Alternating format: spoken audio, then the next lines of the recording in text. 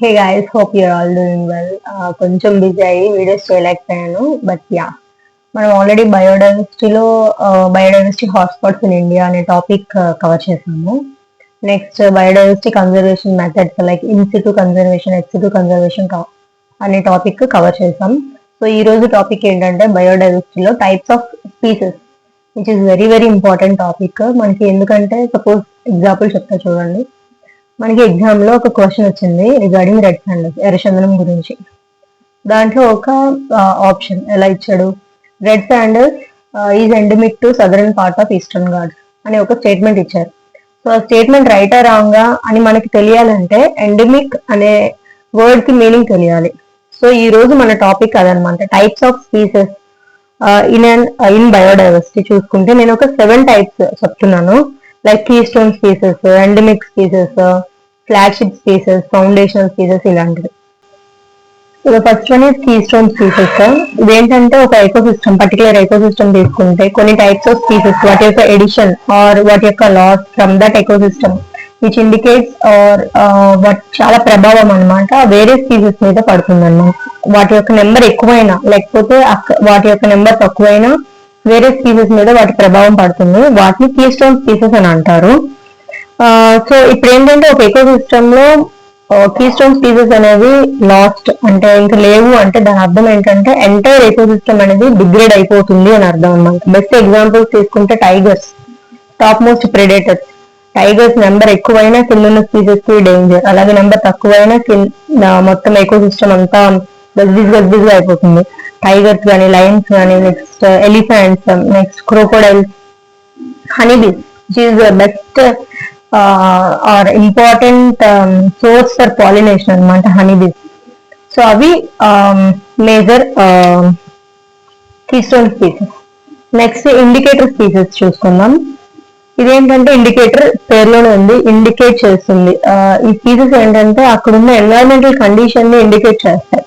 ఎలాగా అంటే లైక్ ఇప్పుడు ఎర్త్క్వేక్స్ వచ్చేటప్పుడు ఎలాగ ఎర్లీ వార్నింగ్ సిగ్నల్స్ ఇస్తారో ఇవి కూడా అంతే.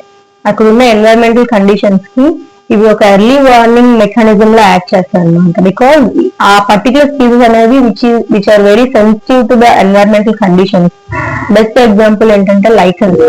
ఇది ఒక టైప్ ఆఫ్ ఆల్గే, మనం చెట్ల మీద నాచులా చూస్తాం కదా, విచ్ ఇండికేట్స్ దట్ ఏంటంటే ఒక చెట్టు మీద నాచు ఉందంటే అక్కడ చుట్టుపక్కల ఉన్న ఎన్వైరన్మెంట్ అనేది పొల్యూషన్ లేకుండా నీట్ గా ఉంది అని అర్థం అనమాట. ఫారెస్ట్ లో కానీ ఎక్కడైనా road side or any village లో మనం చెట్ల మీద నాచు చూస్తున్నామంటే ఓకే, ఇక్కడ పొల్యూషన్ లేదు, పొల్యూషన్ లెవెల్స్ తక్కువగా ఉన్నాయి. బికాజ్ అది పొల్యూషన్ కి చాలా సెన్సిటివ్. లైక్ పొల్యూషన్ ఉంటే అసలు అక్కడ అది చెట్ల మీద పెరగదు. లైక్ అంటే which is type of algae, green గా చెట్ల మీద నాచులు వస్తుంది. And also frogs, next salmon అనే ఒక ఫిష్ కూడా. సో వీటిని ఇండికేటర్ స్పీసెస్ అంటారు ఆర్ సెంటినల్ స్పీసెస్ అంటారు, because which are very sensitive to environmental conditions కాబట్టి. నెక్స్ట్ ఎండమిక్ స్పీసెస్ తీసుకుందాం. ఆల్రెడీ నేను ఇంట్రొడక్షన్ లో చెప్పాను రెడ్ శాండల్స్ గురించి. సో ఎండమిక్ స్పీసెస్ ఏంటంటే which is native to particular geographical area. ఆ జియోగ్రఫికల్ ఏరియా ఏదైనా అవ్వచ్చు, లైక్ ఒక ఐలాండ్ అవ్వచ్చు, ఆర్ ఒక డిఫైన్డ్ జోన్ అవ్వచ్చు, ఒక కంట్రీ అవ్వచ్చు, ఒక స్టేట్ ఏదైనా అవ్వచ్చు.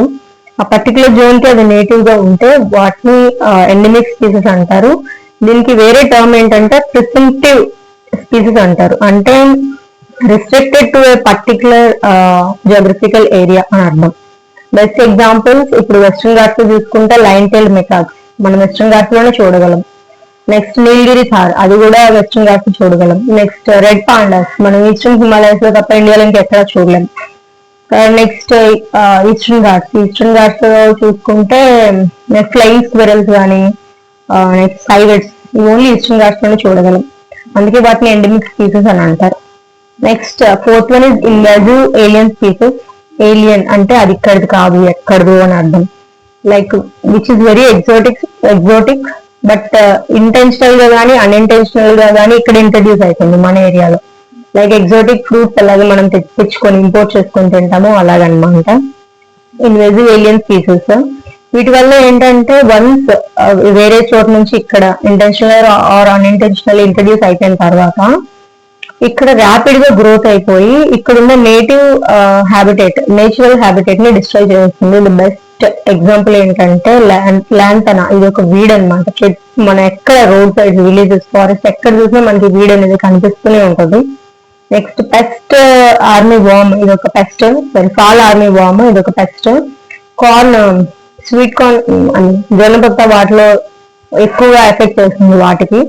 నెక్స్ట్ యూకలిప్టస్ అంటే నీలగిరి చెట్టు, ఇది which is native to Australia, ఇక్కడికి వచ్చింది.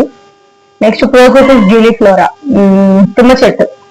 నెక్స్ట్ కామన్ వాటర్ హైసింత్, ఇది next best example. Common water hyacinth అంటే గుర్రపు డెక్క. చెరువుల్లో, ఊర్లో చెరువులు ఎక్కడ చూసినా ఇది ఉంటుంది. ఎంత క్లీన్ చేసినా వస్తూనే ఉంటుంది అనమాట. అందుకే దాన్ని బెంగాల్ టెర్రర్ అని కూడా అంటారు. So these are best examples for invasive alien species. Next fifth one flagship species. Flagship species ఏంటంటే స్పెసిఫిక్ స్పీసెస్ ని ఎంచుకుంటారనమాట. ఎంచుకునే వాటి యొక్క వల్నరబిలిటీ బట్టి, లేకపోతే వాటి యొక్క అట్రాక్టివ్నెస్ బట్టి ఆ స్పీసెస్ ని ఎంచుకుంటారు.